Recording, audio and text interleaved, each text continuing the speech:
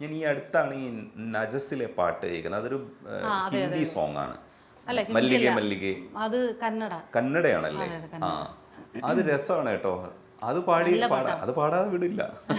മല്ലിക കേൾക്കാൻ നമുക്ക്. എനിക്ക് ഏത് ഭാഷയാണെന്ന് എനിക്ക് ആദ്യം ഞാൻ വിചാരിച്ചു മലയാളത്തിലാണ് തുടങ്ങിയിരിക്കണേന്ന് വിചാരിച്ചു. അപ്പൊ അങ്ങനെ അല്ലാന്ന് മനസ്സിലായി.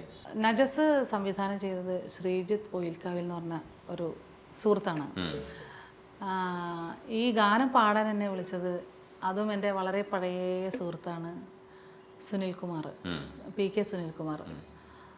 അദ്ദേഹം വളരെ ചെറിയ പ്രായത്തിൽ രാഷ്ട്രപതിയുടെ കയ്യിൽ നിന്ന് ബാലപ്രതിഭയ്ക്കുള്ള അവാർഡൊക്കെ നേടിയിട്ടുണ്ടായിരുന്നു. കൊച്ചു കുട്ടിയായിരുന്നപ്പോഴേ നല്ല കലാവാസനയുള്ള ഒരാളാണ്.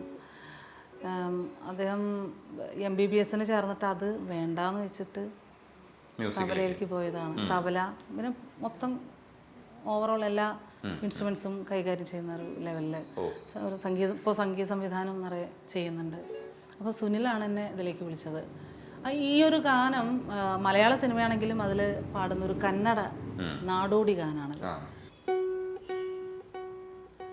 ಮಲ್ಲಿಗೆಯೇ ಮಲ್ಲಿಗೆಯೇ ಯಾತಕ್ಕೆ ಹೊರಟೆ ಮಲ್ಲಿಗೆ, ಮಲ್ಲಿಗೆಯೇ ಮಲ್ಲಿಗೆಯೇ ಕಣ್ಣೀರ್ ಯಾಕೆ ಮಲ್ಲಿಗೆ, ಮಲ್ಲಿಗೆಯೇ ಮಲ್ಲಿಗೆಯೇ ಯಾತಕ್ಕೆ ಹೊರಟೆ ಮಲ್ಲಿಗೆ, ಮಲ್ಲಿಗೆಯೇ ಮಲ್ಲಿಗೆಯೇ ಕಣ್ಣೀರ್ ಯಾಕೆ ಮಲ್ಲಿಗೆ, ಹಿಂದಿರುಗಿ ನೋಡದೆ ಹೋಗುವೆ ಮಲ್ಲಿಗೆ ನೀ ಎಲ್ಲಿಗೆ, ಹಿಂದಿರುಗಿ ನೋಡದೆ ಹೋಗುವೆ ಮಲ್ಲಿಗೆ ನೀ ಎಲ್ಲಿಗೆ, ಹಿಂದಿರುಗಿ ನೋಡದೆ ಹೋಗುವೆ ಮಲ್ಲಿಗೆ ನೀ ಎಲ್ಲಿಗೆ, ಹಿಂದಿರುಗಿ ನೋಡದೆ ಹೋಗುವೆ ಮಲ್ಲಿಗೆ ನೀ ಎಲ್ಲಿಗೆ, ಮಲ್ಲಿಗೆಯೇ ಮಲ್ಲಿಗೆಯೇ ಯಾತಕ್ಕೆ ಹೊರಟೆ ಮಲ್ಲಿಗೆ, ಮಲ್ಲಿಗೆಯೇ മല്ലികയെ കണ്ണീർ യാകെ മല്ലികേ. ഓഫ്, അതിന്റെ ഇടയ്ക്ക് വരുന്ന സംഭവം ഇല്ലേ, അത് അസാധ്യമായിട്ടുള്ളൊരു സാധനമാണ്. ഞാൻ ആലോചിക്കുമായിരുന്നു ഇതില്ലായിരുന്നു ഈ പാട്ട് ഭയങ്കര രസമുള്ള നമ്മുടെ ഉള്ളിലിങ്ങനെ. അതെ അതെ അതെ, അത് ഇത് എന്തെങ്കിലും ഒരു പോപ്പുലർ സിനിമയിൽ വന്നിരുന്നെങ്കിലെന്ന് ഞാൻ ആഗ്രഹിക്കുകയാണ്. ശരിക്കും പറഞ്ഞു കഴിഞ്ഞാൽ ഈ പാട്ടിന് പ്രാധാന്യം എനിക്ക് കിട്ടുമായിരുന്നു. ഭയങ്കര രസമുണ്ട്.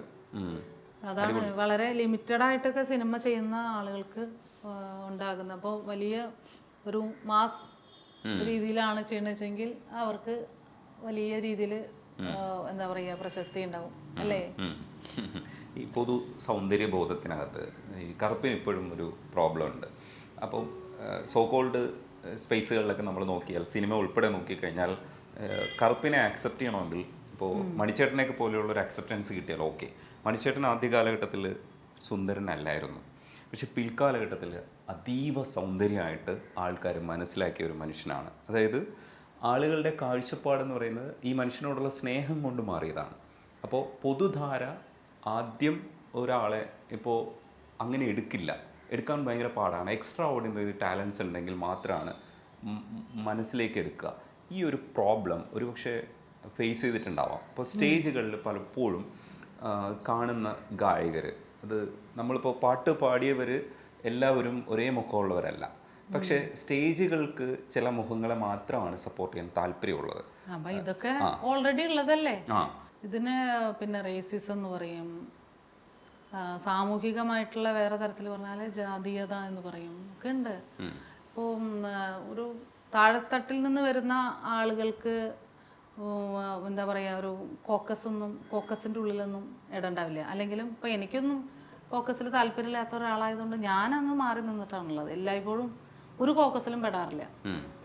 പക്ഷേ പൊതുവെ പവർ ഗ്രൂപ്പാണ് എപ്പോഴും ഫോം ചെയ്യുന്നത്. അവരാണ് എപ്പോഴും എല്ലാ കാര്യത്തിലും നേട്ടങ്ങൾ ഉണ്ടാക്കിക്കൊണ്ടിരിക്കുന്നത്.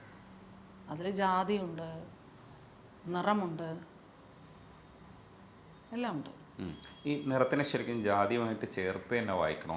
അതെ, അല്ല, രണ്ട് തരത്തിലുണ്ട്. അത് ഇപ്പോൾ നിറം പക്ഷേ മിക്കവാറും ജാതിയായിട്ട് ബന്ധപ്പെട്ടിട്ട് തന്നെയാണ് ഇവിടെ ഉള്ളത്. അപ്പോൾ എന്നെ കണ്ടു കഴിഞ്ഞാൽ ഞാൻ നാടൻ പാട്ടുകാരിയാണെന്ന് തോന്നിപ്പിക്കുന്ന ഒരു കാഴ്ചയുണ്ട്. അതിൽ ജാതി ഉണ്ടല്ലോ. അല്ല, അത് നാടൻ പാട്ട് ഫോം ചെയ്യുന്ന സ്പേസിൻ്റെ ഒരു ഇതായിട്ട് മാത്രം കണ്ടുകൂടെ?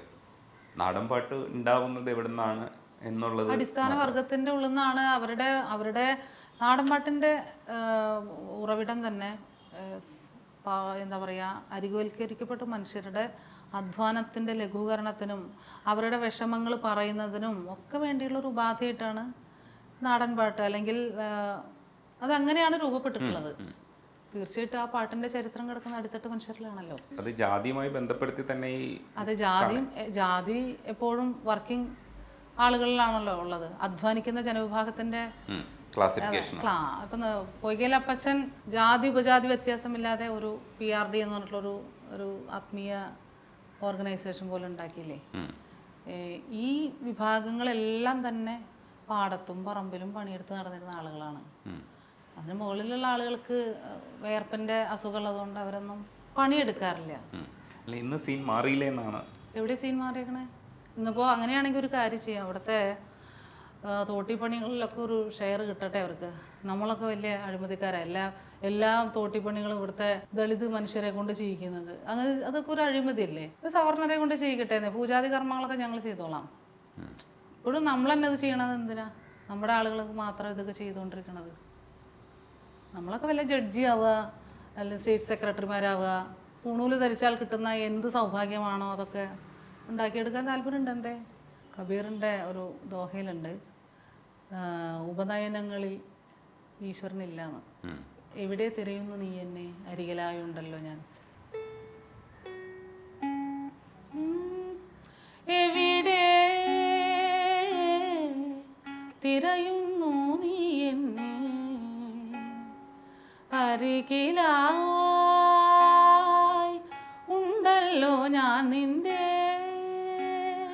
പള്ളിയിലില്ല ഞാൻ കോവിലിലും, കഅബയിലില്ല ഞാൻ കൈലാസത്തിലും. എവിടെ തിരയുന്നു? ആചാരങ്ങളിലില്ല, ഉത്സവങ്ങളിലും ഞാനില്ല, യോഗാസനത്തിലും ഇല്ല, ഉപനയനത്തിലുമില്ല. എവിടെ തിരയുന്നു നീ എന്നെ, അരികിലായി ഉണ്ടല്ലോ ഞാൻ. തോട്ടിപ്പണി ചെയ്യാൻ ഇവിടെ ഏതെങ്കിലും സവർണൻ തയ്യാറാകുമോ? ഇതാണ് എൻ്റെ ചോദ്യം. സമ്മതിക്കുമോ? എനിക്ക് താല്പര്യമുണ്ടോ അത് ചെയ്യാൻ?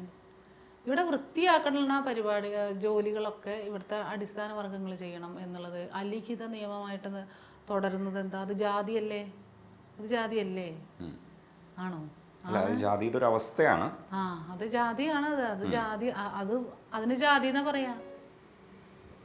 അപ്പോൾ ഇത്തരം അടിത്തട്ട് മനുഷ്യര് ഒരു സ്റ്റേറ്റിൻ്റെ വിഭവങ്ങളിൽ പങ്കാളിത്തം നേടുമ്പോൾ ഉണ്ടാകുന്ന അസ്വസ്ഥത, ഇത് മനസ്സിലാക്കാനുള്ള ഒരു ദീർഘവീക്ഷണം എനിക്കുണ്ടേ. അതെൻ്റെ വളർച്ചയെന്ന് എനിക്ക് കിട്ടിയിട്ടുള്ളതാണ്. അതുകൊണ്ടാണ് അന്ന് ഞാൻ അവിടെ കോൺക്ലേവിൻ്റെ അന്ന് ദിവസം അടൂർ ഗോപാലകൃഷ്ണൻ അങ്ങനെ പറഞ്ഞപ്പോൾ കൃത്യമായിട്ടത് പ്രതികരിച്ചത്. എന്തിനാ അങ്ങനെ അസ്വസ്ഥത? ദളിത് സമൂഹത്തിനും സ്ത്രീകൾക്കൊക്കെ സർക്കാർ ഒരു നല്ല ഉദ്ദേശത്തിൽ തന്നിട്ടുള്ള ഈ ഒരു സഹായം അതിനെ തുരങ്കം വയ്ക്കുന്ന രീതിയിലൊക്കെ സംസാരിക്കുന്നത്.